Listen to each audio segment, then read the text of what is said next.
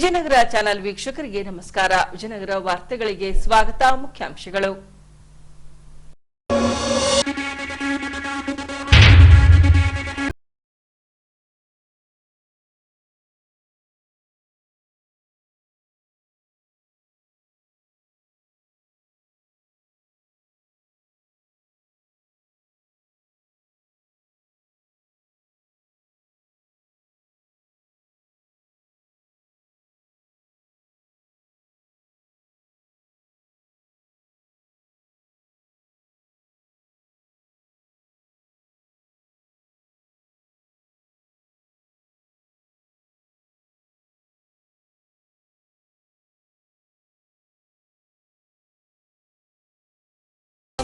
ದಿನಾಂಕ 27ರಂದು ಕೊನೆಯ ದಿನ. ಈಗ ವಾರ್ತೆಗಳ ವಿವರ. ಹೊಸಪೇಟೆ ತಾಲೂಕು ವ್ಯಾಪ್ತಿಯಲ್ಲಿ ಕೆಲವರಿಂದ ಸರ್ಕಾರಿ ಜಾಗಗಳನ್ನು ಒತ್ತುವರಿ ಮಾಡಿಕೊಂಡಿದ್ದಾರೆಂದು ಲೋಕಾಯುಕ್ತರಿಗೆ ದೂರುಗಳು ಸಲ್ಲಿಕೆಯಾಗಿದ್ದವು. ಈ ಭಾಗವಾಗಿ ತಹಸೀಲ್ದಾರ್ ಕಚೇರಿಗೆ ತೆರಳಿದ ಲೋಕಾಯುಕ್ತ ಅಧಿಕಾರಿಗಳು ಮಹತ್ವದ ದಾಖಲೆಗಳನ್ನು ಕಲೆ ಹಾಕಿದ್ದಾರೆ. ಹೌದು, ಸಾರ್ವಜನಿಕರ ದೂರುಗಳನ್ನ ಆಧಾರವಾಗಿರಿಸಿಕೊಂಡ ವಿಜಯನಗರ ಜಿಲ್ಲಾ ಲೋಕಾಯುಕ್ತರು ಹೊಸಪೇಟೆ ತಹಸೀಲ್ದಾರ್ ಕಚೇರಿಗೆ ಆಗಮಿಸಿ ಕಂದಾಯ ಇಲಾಖೆಗೆ ಸಂಬಂಧಿಸಿದ ಕೊಠಡಿಗೆ ತೆರಳಿ ದಾಖಲಾತಿಗಳನ್ನು ಪರಿಶೀಲಿಸಿದರು. ಲೋಕಾಯುಕ್ತ ಎಸ್ಪಿ ಸಿದ್ದರಾಜು ಮಾರ್ಗದರ್ಶನದಲ್ಲಿ ಡಿವೈಎಸ್ಪಿ ಸಚಿನ್ ಚೆಲುವಾದಿ ನೇತೃತ್ವದ ತಂಡವು ದಾಖಲೆಗಳನ್ನು ಪರಿಶೀಲಿಸಿ ಅದರಲ್ಲಿ ಕೆಲವುಗಳನ್ನ ವಶಕ್ಕೆ ಪಡೆದುಕೊಂಡಿದ್ದಾರೆ. ಈ ವೇಳೆ ತಹಸೀಲ್ದಾರ್ ಶ್ರುತಿರವರಿಂದಲೂ ಮಾಹಿತಿ ಪಡೆಯಲಾಗಿದೆ.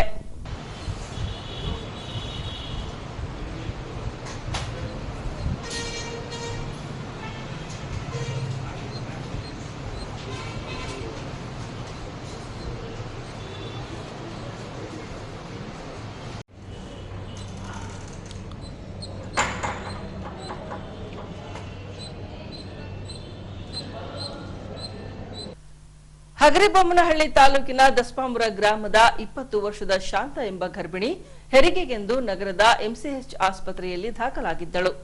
ದಿನಾಂಕ 20ರಂದು ಹೆರಿಗೆ ಆಗಿದ್ದು, ದಿನಾಂಕ 23ರಂದು ಬಾಣಂತಿ ಸಾವಿಗೀಡಾಗಿರುವ ಘಟನೆ ನಡೆದಿದೆ. ಹೀಗೆ ಬಾಣಂತಿಯ ಸಾವಿನ ಸುದ್ದಿ ಕೇಳಿದಂತೆ ಆಸ್ಪತ್ರೆಗೆ ಆಗಮಿಸಿದ ಹೆತ್ತವರು ಹಾಗೂ ಸಂಬಂಧಿಕರು ಆಸ್ಪತ್ರೆಯ ವೈದ್ಯರ ನಿರ್ಲಕ್ಷ್ಯತನದಿಂದಾಗಿ ನಮ್ಮ ಹೆಂಡತಿ ಸಾವಿಗೀಡಾಗಿದ್ದಾಳೆಂದು ಗಂಡ ತಿಳಿಸಿದ್ದಾನೆ.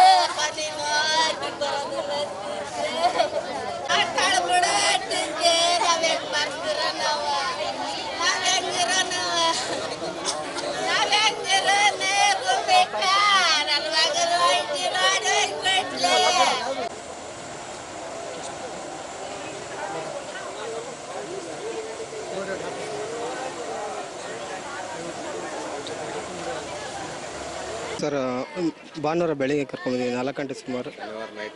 ಭಾನುವಾರ ಬೆಳಿಗ್ಗೆ 4 ಗಂಟೆ. ಹೌದು ಸರ್. ಈಗ 1 ವರ್ಷ 2 ತಿಂಗಳಾಗಿದೆ ಸರ್. First delivery. ಹೌದು. ನಾನು, ನಮ್ಮ ಅತ್ತೆ ಮತ್ತು ನಮ್ಮ ಮಾವ ಇವರು. ನಾನು ಡಾಕ್ಟ್ರ್ ಇಲ್ಲಿ ಸರ್ ಆಮೇಲೆ ಬಂದಿದ್ದಾರೆ. ಜಸ್ಟ್ ಇವರು ಅಡ್ಮಿಟ್ ಮಾಡ್ಕೊಂಡಿದ್ದೆ ನರ್ಸು. ಆಮೇಲೆ ಬಂದು ಸಿಸೇರಿಯನ್ ಮಾಡಿದ್ರು, ಬೆಳಿಗ್ಗೆ ಸಿಸೇರಿಯನ್ ಮಾಡಿದ್ರು. ಚೆನ್ನಾಗೇ ಇದ್ಲು ಸರ್. ಅದೇ ನಾವು ಚೆನ್ನಾಗಿರ್ಲಿ ಅಂತ ಆ ಥರ ಪೇ ಮಾಡಿರ್ತೀವಿ ಸರ್, ಚೆನ್ನಾಗಿ ಮಾಡಿರ್ತಾರೆ ಅಂತೇಳಿ. ಬಟ್ ಈ ಥರ ಆಗಿದೆ ಅನ್ನೋದು ತುಂಬ ಬೇಜಾರಾಗಿದೆ. ನೆಗ್ಲಿಜೆನ್ಸಿ ಮಾಡ್ತಾರೆ. ಹಾಂ ಸರ್, ನೆಗ್ಲಿಜೆನ್ಸ್ ಇದೆ ಎಲ್ಲ ಹಾಸ್ಪಿಟ್ಲಲ್ಲಿ, ಇದು ಕಾಮನ್ ಗೌರ್ಮೆಂಟ್ ಹಾಸ್ಪಿಟಲಲ್ಲಿ. ಅವ್ರು ನೋಡಿಲ್ಲ. ನಾನು 2 ದಿನ ಹಾಸ್ಪಿಟಲಲ್ಲೇ ಇದ್ದೆ, ಯಾರು ಬಂದು ನೋಡಿಲ್ಲ, ಚೆಕ್ ಮಾಡಿಲ್ಲ. ಅವ್ರ ತಾಯಿ ನಮಗೆ ಆಶಾ ಕಾರ್ಯಕರ್ತರು ಹೌದು ಸರ್, ಒಳ್ಳೆ ರೀತಿ ನೋಡ್ತಾರೆ. ಹೌದೌದು. ಅವ್ರ ಮಕ್ಕಳೇ 3 ಹೆಣ್ಮಕ್ಳು ಚೆನ್ನಾಗಾಗಿದೆ ಸರ್. ಅವ್ರು 4-5 ಜನ ಹೆಣ್ಮಕ್ಳು ಅವ್ರಿಗೂ. ಅವ್ರ ಆಶಕ್ಕೆ ಎಷ್ಟೋ ಡೆಲಿವರಿ ಮಾಡಿಸಿದ್ದಾರೆ ಅವರು, ಯಾರಿಗೂ ಏನಾಗಿರಲಿಲ್ಲ. ಅವ್ರ ಮಗಳಿಗೆ ಹಂಗಾಗಿದೆ. ಹಾಂ ಡೆಲಿವರಿ ಆದ್ಮೇಲೆ 2-3 ದಿವಸ ಚೆನ್ನಾಗಿ. ಹಾಂ ಸರ್, ನಿನ್ನೆ ನಾನು ಮಾತಾಡಿದ್ದೀನಿ ನೈಟು. ಹಾಂ, ಅದೇ ಲಾಸ್ಟು. ಹಾಂ, ಏನು ಪ್ರಾಬ್ಲಮ್ ಅಂತಂದು ಹೇಳಿದ್ರೆ ಡಾಕ್ಟರ್? ಪ್ರಾಬ್ಲಮ್ ಏನು ಸಡನ್ನಾಗಿ ಆಗಿರೋದು ಸರ್, ಚೆಕ್ ಮಾಡಿಲ್ಲ. ಬಂದು ಹಾಂ ಸರ್, ಪೀಟ್ಸ್ ಬಂದಿದೆ. ಬೇಗ ಕೇರ್ ತಗೊಳಲ್ಲ ಸರ್. ಇದೇ ಇಲ್ಲಿ ನಡೆಯೋದು, ಎಲ್ಲ ಆಸ್ಪತ್ರೆಯಲ್ಲಿ ಕಾಮನ್ ಇದೆ ನಡೆಯೋದು. ಅಂದರೆ ನಿರ್ಲಕ್ಷ್ಯನೇ, ಇನ್ನೆಂತಿಲ್ಲ. ಹೌದು, ಏನು ನಮ್ಮ ಅತ್ತೆಯವರೇ BP ಚೆಕ್ ಮಾಡಿ ಅಂದರೆ ಬಂದು ಚೆಕ್ ಮಾಡಿಲ್ಲ, ಮತ್ತೆಯವರೇ ಚೆಕ್ ಮಾಡಿದ್ದಾರೆ. ಹಾಂ, ಅವ್ರ ಆಶಾ ವರ್ಕರ್ ಸರ್, ಅವರೇ ಚೆಕ್ ಮಾಡಿದ್ದಾರೆ. BP ನಾರ್ಮಲ್ ಇದೆ ಅಂತೆ. ಅಮಾಯಕ ಜೀವ ಬಲಿ ಇದೆ. ಹಾಂ ಸರ್, ಏನಾಗುತ್ತೆ? ಏನು ಮಾಡೋದು ಸರ್, ಈಗ ಹೋದ್ಮೇಲೆ ಇನ್ನೇನು ಮಾಡೋಕ್ಕಾಗತ್ತೆ ಹೇಳಿ. ಬೇರೆಯವ್ರಿಗೆ ಈ ಥರ ಆಗಬಾರ್ದು ಅಷ್ಟೇ. 3 ದಿವಸ ಪಾಪ. ಹೌದು ಸರ್, 3 ದಿವಸ ಏನು ಮಾಡೋದು ಹೇಳಿ. ಹಾಂ, ಚೆನ್ನಾಗಿದೆ ಸರ್. ಹಾಂ, ಅಲ್ಲಿ ನಮ್ಮ ಇನ್ನೊಬ್ಬರು ನಮ್ಮ ಸಿಸ್ಟರ್ ಅವರು ತಾಯಿ ನೋಡ್ಕೊತಿದ್ದಾರೆ. ಏನು ಅಧಿಕಾರಿಗಳ ಮೇಲೆ ಏನಾದರೂ ಆಕ್ಷನ್ ಆಗಬೇಕಂತ ಏನಂದ್ರೆ ತಪ್ಪು? ಅಲ್ಲ ಸರ್, ಅದು ಏನೇನಿದೆ ಅದು ಅದ್ರ ಯಾರು ತಪ್ಪು ಮಾಡಿರ್ತಾರೋ ಅವ್ರಿಗೆ ಶಿಕ್ಷೆ ಆಗಬೇಕು. ಸಿಂಧು ಮೇಡಮ್ ಅಂತಂದು ಹೇಳ್ತಾ ಇದ್ದಾರೆ. ಹೌದು ಸರ್, ಸಿಂಧು ಮೇಡಮ್ ಅವರಂತೂ ಬಂದು ಒಂದು ಸರನು ಸಿಸೇರಿಯನ್ ಆದಮೇಲೆ ಒಂದು ಸರನ್ನು ನಾನು ಅವ್ರು ನೋಡೇ ಇಲ್ಲ. ಇನ್ನೊಬ್ರು ಯಾರೋ ಮೇಡಮ್ ಬಂದು ಅವರೇ ಪಾಪ ನಮಗೆ ಗೊತ್ತಿರೋರು ಯಾರೋ ನಮ್ಮ ಅವ್ರಿಗೆ ಗೊತ್ತಿರೋ ಅವರೇ ಬಂದು ಚೆಕ್ ಮಾಡ್ಕೊಂಡು ಹೋಗಿದ್ದಾರೆ. ಮಕ್ಕಳು ಪಾಪು ಮಾತ್ರ ಅವರು ಡಾಕ್ಟ್ರು ಬಂದು ಚೆಕ್ ಮಾಡಿದ್ದಾರೆ. ಈ ಮೇಡಮ್ ಅಂತೂ ಒಂದು ಸರಿನೂ ಬಂದಿಲ್ಲ. ಹಾಂ, ಗಂಡು ಪಾಪನ ಹೆಣ್ಣು ಪಾಪು ಸರ್. ಹಾಂ, ಮಹೇಶ್ ಅಂತ ಸರ್. ಇನ್ನು ಬಾಣಂತಿಯನ್ನ ವೈದ್ಯರು ಹಾಗೂ ಸಹಾಯಕರು ಕಾಲಕಾಲಕ್ಕೆ ನೋಡಿಕೊಂಡಿದ್ದಾರೆ. ಪಿಡ್ಸ್ ಬಂದ ಹಿನ್ನೆಲೆಯಲ್ಲಿ ವೆಂಟಿಲೇಟರ್ ಅಳವಡಿಸಲಾಗಿತ್ತು. ದುರದೃಷ್ಟವಶಾತ್ ಪ್ರಾಣ ಹೋಗಿದೆ. ಬಾಣಂತಿಯ ಪಾಲಕ ಪೋಷಕರ ಆರೋಪವನ್ನ ಗಮನಿಸಿ ಪರಿಶೀಲಿಸಲಾಗಿ ಕರ್ತವ್ಯ ಲೋಪವೆಸಗಿದ ಡಾಕ್ಟರ್ ಸಿಂಧೂರವರನ್ನ ಹಾಗೂ ಶುಶ್ರೂಷಕ ರಘುನಾಥ್ನನ್ನ ಸೇವೆಯಿಂದ ವಜಾಗೊಳಿಸಲಾಗಿದೆ ಎಂದು DHO ಶಂಕರ್ ನಾಯ್ಕರವರು ಮಾಧ್ಯಮಗಳಿಗೆ ತಿಳಿಸಿದ್ದಾರೆ. ಇವತ್ತು ನಮ್ಮ MCH ಆಸ್ಪತ್ರೆಯಲ್ಲೇ ಒಂದು ಶಾಂತ ಅಂತೇಳಿ ಒಂದು ಪೇಷಂಟ್ ಮೊರ್ಬಾ ಗ್ರಾಮದಿಂದ ಕೂಡ್ಲಿ ತಾಲೂಕಿಂದ 20ನೇ ತಾರೀಕು ಬೆಳಿಗ್ಗೆ ಬಂದು ಅಡ್ಮಿಟ್ ಆಗಿತ್ತು. ಅಡ್ಮಿಟ್ ಆದಾಗ ಥಿಕ್ ಮಿಕೋನಿಯಮ್ಸ್ ಅಂದರೆ ಬೇದಿ ಮಾಡ್ಕೊಂಡಿದೆ ಅಂತೇಳಿ ಇಮ್ಮಿಡಿಯೇಟಾಗಿ ನಮ್ಮ ವೈದ್ಯರು ಅದಕ್ಕೆ ಸಿಸೇರಿಯನ್ ಸೆಕ್ಷನ್ ಮಾಡಿ ತಾಯಿ ಮತ್ತು ಮಗುಗೆ ಸುರಕ್ಷಿತವಾಗಿ ಹೆರಿಗೆ ಮಾಡಿಸಿ ಇವತ್ತು 4ನೇ ದಿನ. 1ನೇ ದಿನ ಏನೂ ತೊಂದರೆ ಆಗಿರಲಿಲ್ಲ, 2ನೇ ದಿನ ಏನೂ ತೊಂದರೆ ಆಗಿರಲಿಲ್ಲ, 3ನೇ ದಿನ ಏನೂ ತೊಂದರೆ ಆಗಿರಲಿಲ್ಲ. ಇವತ್ತು ಏನೋ ತಾಯಿಗೆ ಕನ್ವಲ್ಷನ್ಸ್ ಅಂತೇಳಿ ಇದು ಇತ್ತು. ಬಟ್ ಮುಂಚಿತವಾಗಿಯೇ ಅಂದರೆ ಡೆಲಿವರಿ ಆಗೋ ಸಮಯದಲ್ಲಿ 140/90 ಅಂತೇಳಿ BP ಇತ್ತು ಅಂತೇಳಿ, ಮತ್ತು ಮೆಕೋನಿಯಮ್ ಸ್ಟೆಂಟ್ ಅಂತೇಳಿ ಬೇದಿ ಮಾಡ್ಕೊಂಡಿದೆ ಅಂತೇಳಿ ಆಪ್ರೇಷನ್ ಮಾಡಿದರು. ತಾಯಿ ಮತ್ತು ಮಗು ಚೆನ್ನಾಗಿತ್ತು. ಮಗು ಫೀಮೇಲ್ ಬೇಬಿ ಆಗಿತ್ತು. ಇವತ್ತು ಇದ್ದಕ್ಕಿದ್ದಂಗೆ ಬೆಳಿಗ್ಗೆ 11:30 ಸುಮಾರಿಗೆ ಕನ್ವಲ್ಷನ್ಸ್ ಆಗಿದ್ರೆ ಪಿಟ್ಸ್ ಬಂದಿದೆ. ಪಿಟ್ಸ್ ಬಂದ ಕೂಡಲೇ ಇಮ್ಮಿಡಿಯೇಟಾಗಿ ನಮ್ಮ ವೈದ್ಯರ ತಂಡವನ್ನು ಇಮ್ಮಿಡಿಯೇಟಾಗಿ ಊಟಿಗೆ ಶಿಫ್ಟ್ ಮಾಡಿ ಕನ್ವಲ್ಷನ್ಸಿಗೆ ಟ್ರೀಟ್ಮೆಂಟ್ ಮಾಡಿ ಇಂಟುಬೇಟ್ ಮಾಡಿ ವೆಂಟಿಲೇಟರ್ ಮೇಲೆ ಇಟ್ಟಿದ್ರು. ಬಟ್ ಭಾಳ ಪ್ರಯತ್ನ ಮಾಡಿದ್ರೂ ಅದು ಡೆತ್ ಆಗಿದೆ. ಅದು ಇದಕ್ಕೆ ಮೊದಲೇ ಮೈಲ್ಡ್ BP ಇದೆ ಅಂಥೇಳಿ ಮೊದಲೇ ಗೊತ್ತಿತ್ತು. ಬಟ್ ಇಲ್ಲಿ ನಮ್ಮ ವೈದ್ಯರು ಪ್ರಯತ್ನ ಮಾಡಿದ್ದಾರೆ.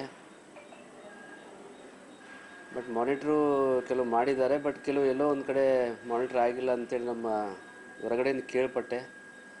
ಅಂಥದ್ದೇನಾದರೂ ಕಂಪ್ಲೇಂಟ್ ಮಾಡಿದ್ರೆ ಅವ್ರ ಮೇಲೆ ನಾನು ಶಿಸ್ತು ಕ್ರಮ ತೊಗೊತೀನಿ. ಇಲ್ಲ, ಅದನ್ನೇ ಈಗ ಈ ಇಶ್ಯೂಸ್ ಬರ್ತಾನೆ ಇದೆ. ನೋಡ್ತೀನಿ ನಾನು ಇದು ಹಂಗೇನಾದ್ರು ಅವ್ರ ಕಂಪ್ಲೇಂಟ್ ನಾನು ಇನ್ನೊಂದು ಸಲ ಪರಿಶೀಲಿಸ್ತೀನಿ. ಏನಾದಿತ್ತು ಅಂತ ತನಿಖೆ ಮಾಡಿ ಅವ್ರ ಮೇಲೆ ನನ್ನ ಈ ಸಾರಿ ನನ್ನ NHM ಅಥವಾ ಕಾಂಟ್ರಾಕ್ಟ್ ಬೇಸಿಸ್ ಮೇಲೆ ಇದ್ದರೆ ನಾನು ಅವ್ರಿಗೆ ತೆಗೆದೇ ಬಿಡ್ತೀನಿ. Will terminate this. ಯಾಕಂದರೆ ಅವರಲ್ಲಿ ಗ್ರಾಸ್ ನೆಗ್ಲಿಜೆನ್ಸ್ ಇತ್ತು, ಸರಿಯಾಗಿ ಮಾನಿಟ್ರ್ ಆಗಿಲ್ಲ, ಅದು ಸರಿಯಾಗಿ ಸಮಯಕ್ಕೆ ಟ್ರೀಟ್ಮೆಂಟ್ ಕೊಟ್ಟಿಲ್ಲ ಅಂದರೆ ನಾನು ವಿತಿನ್ 1 or 2 ಡೇಸ್ನಲ್ಲಿ ಅದನ್ನು ಒಂದು ತನಿಖೆ ಮಾಡಿ ಇಮಿಡಿಯೇಟ್ ಅವರನ್ನು ಟರ್ಮಿನೇಟ್ ಮಾಡ್ತೀನಿ. ಬೇರೆ ಅಟ್ಲೀಸ್ಟ್ ನಾವು ಒಳ್ಳೆ ಡಾಕ್ಟರ್ಗಳನ್ನ ಇದು ಮಾಡ್ಲಿಕ್ಕೆ ನಾನು ನೋಡ್ತೀನಿ. ಎಲ್ಲ ಫ್ರೀ ಆಫ್ ಕಾಸ್ಟ್.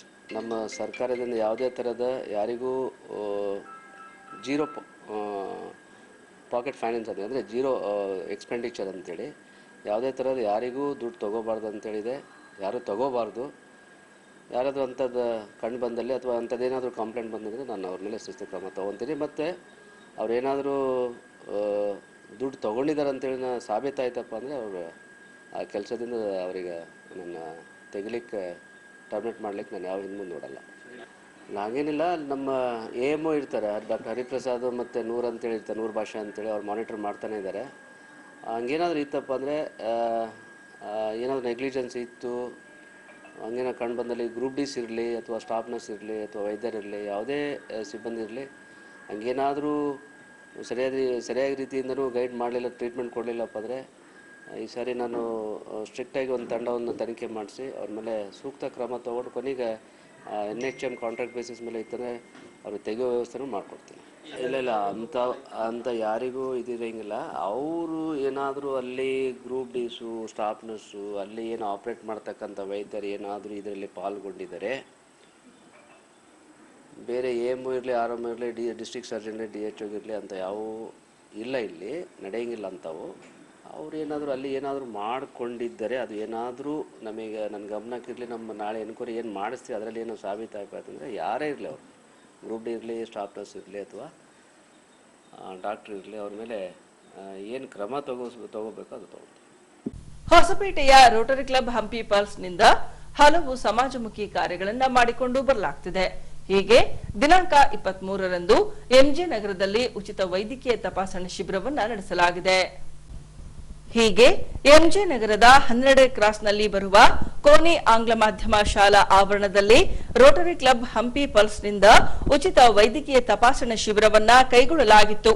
ಈ ವೇಳೆ ವೈದ್ಯರಿಂದ ನೇತ್ರ ತಪಾಸಣೆ, ರಕ್ತದ ಒತ್ತಡ ಹಾಗೂ ಸಕ್ಕರೆ ತಪಾಸಣೆ ಸೇರಿದಂತೆ ಸ್ತ್ರೀ ರೋಗ ತಪಾಸಣೆ ನಡೆಸಿ ಉಚಿತ ಮಾತ್ರೆ, ಔಷಧ ನೀಡಿ ವೈದ್ಯಕೀಯ ಸಲಹೆ ನೀಡಲಾಯಿತು. ಇನ್ನು ಆಗಿಂದಾಗೆ ಇಂತಹ ಶಿಬಿರಗಳನ್ನು ಆಯೋಜಿಸಲಾಗುವುದು. ಸಾರ್ವಜನಿಕರು ಶಿಬಿರದ ಸದ್ಬಳಕೆ ಮಾಡಿಕೊಂಡು ಆರೋಗ್ಯವಂತರಾಗಿರಬೇಕೆಂದು ಹಂಪಿ ಪಲ್ಸ್ನ ಅಧ್ಯಕ್ಷೆ ನೀತಾ ಪಾಟೀಲ್ ರವರು ಈ ವೇಳೆ ಕರೆ ನೀಡಿದರು. ಮುಂಜಾನೆ ಆರೋಗ್ಯವೇ ಸಂಪತ್ತು, ಹೆಲ್ತ್ ಇಸ್ ವೆಲ್ತ್. ಇದನ್ನು ಕಾಪಾಡಿಕೊಳ್ಳೋದು ನಮ್ಮದು ಮೊದಲನೆಯ ಕರ್ತವ್ಯ. ಈ ಉಚಿತ ಆರೋಗ್ಯ ತಪಾಸಣೆ ನಾವು ನಮ್ಮ ಜನರಿಗೋಸ್ಕರ ಮತ್ತು ಹಿತಕ್ಕಾಗಿ ಮಾಡಿಕೊಂಡಿದ್ದು ಒಂದು ಸಣ್ಣ ಪ್ರಯತ್ನ.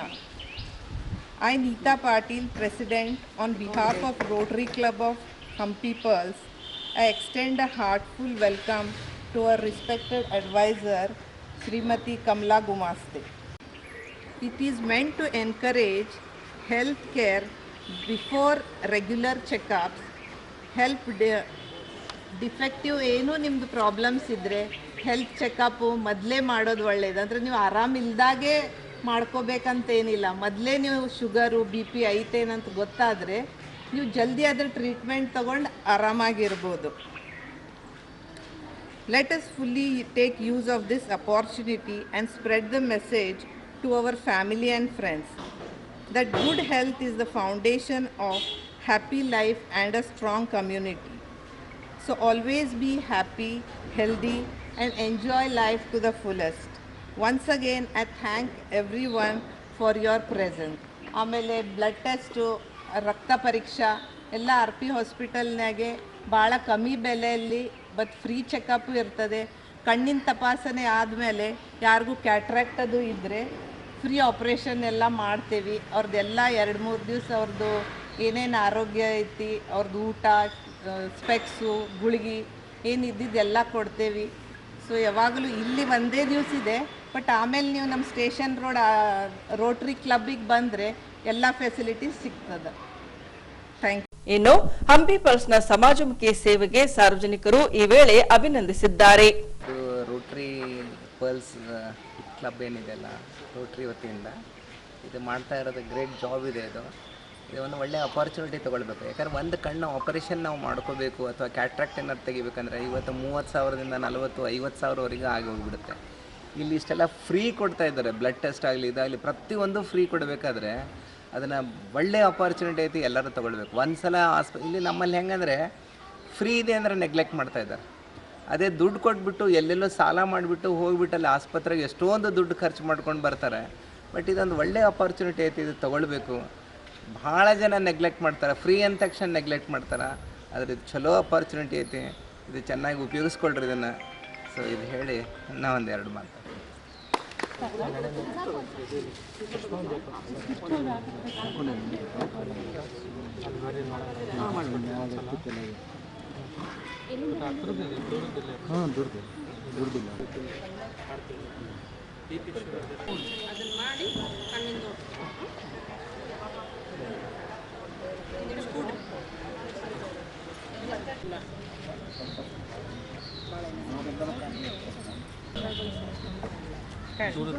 ಟಿಫಿನ್ ಮಾಡಿ ಬಂದ್ರೆ ಸರ್ ಗುಳಿಗೆ ಅದೆಲ್ಲ ತೊಗೊಂಡ್ಬಂದ್ರೆ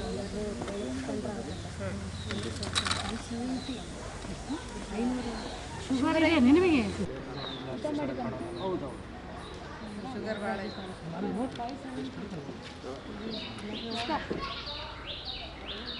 ಅಲ್ಲ, ನಿಮ್ಗೆ ಶುಗರ್ ಐತೆ ಗೊತ್ತಿದ್ದು ಭಾಳ ಸಕ್ಕರೆ ತಿಂತಾರೇನ? 90 ಅಂದರೆ ಭಾಳ ಶುಗರ್ ಐತಿ. ಮೊದಲೇ ನಿಮ್ಮ ಕಾಲಿಂದ ಪ್ರಾಬ್ಲಮ್ ಆಗೈತಿ. ಈಗ ಸಕ್ಕರೆ ಪೂರ ನೀವು ನಿಲ್ಲಿಸ್ಬಿಡ್ಬೇಕು.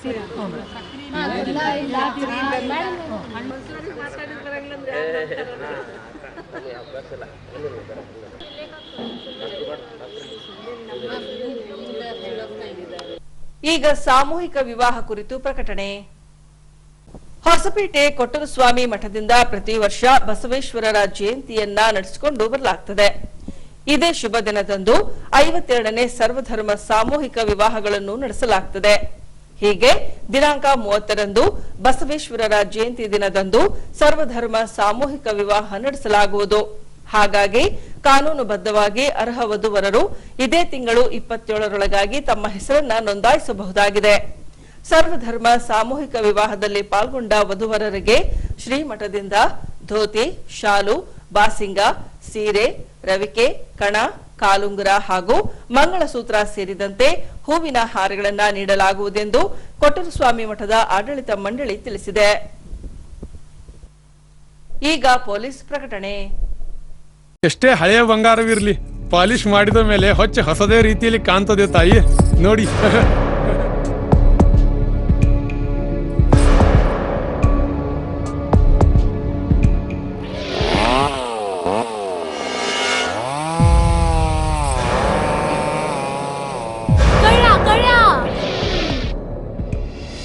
ತಾಯಿ, ನಿಮ್ ಮೈ ಮೇಲೆ ಅದೋ ಹೊಲಸು ಬಿದ್ದಿದೆ.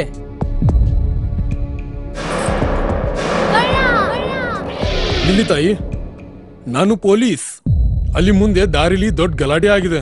ಮತ್ ನೀವು ಇಷ್ಟೆಲ್ಲ ಒಡವೆ ಹಾಕೊಂಡು ತಿರುಗಾಡ್ತಾ ಇದ್ದೀರಾ. ಈ ಒಡವೆಗಳನ್ನ ಈ ವಸ್ತ್ರದಲ್ಲಿ ಕಟ್ಟಿ ಪರ್ಸ್ನಲ್ಲಿ ಇಡಿ. ಹಾಕಿ ಪರ್ಸ್ನಲ್ಲಿ ಇಡೋಣ. ಅಲ್ಲೇ ಮುಂದ್ಗಡೆ ಆಗಿದೆ.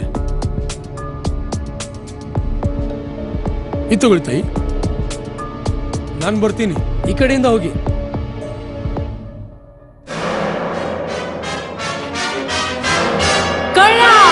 ಇಂತಹ ಮೋಸದ ಸಂಗತಿ ನಿಮಗೂ ನಡೆಯಬಹುದು. ತಮ್ಮ ಬೆಲೆ ಬಾಳುವ ಒಡವೆ ಆಭರಣ ವಸ್ತುಗಳನ್ನು ಎಚ್ಚರಿಕೆಯಿಂದ ಕಾಪಾಡಿ. ಯಾವುದೇ ಮಾತುಗಳಿಗೆ ಮರುಳಾಗಬೇಡಿ. ಸಂಶಯಾಸ್ಪದ ರೀತಿಯಲ್ಲಿ ಯಾರಾದರೂ ಕಂಡು ಬಂದರೆ ಸಮೀಪದ ಪೊಲೀಸ್ ಠಾಣೆಯನ್ನು ಸಂಪರ್ಕಿಸಿರಿ. ಈಗ ಕೊನೆಯಲ್ಲಿ ಮತ್ತೊಮ್ಮೆ ವಾರ್ತೆಗಳ ಮುಖ್ಯಾಂಶಗಳು.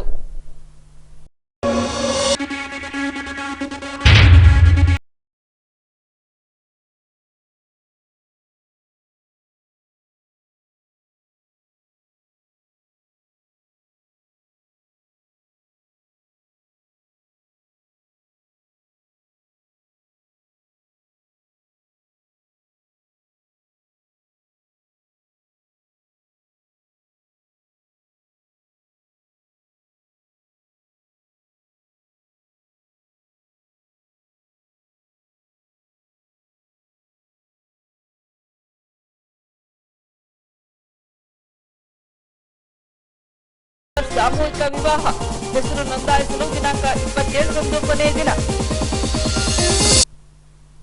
ಇಲ್ಲಿಗೆ ವಾರ್ತಾ ಪ್ರಸಾರ ಮುಕ್ತಾಯವಾಯಿತು. ವಂದನೆಗಳೊಂದಿಗೆ ನಯನ ಉಮೇಶ್.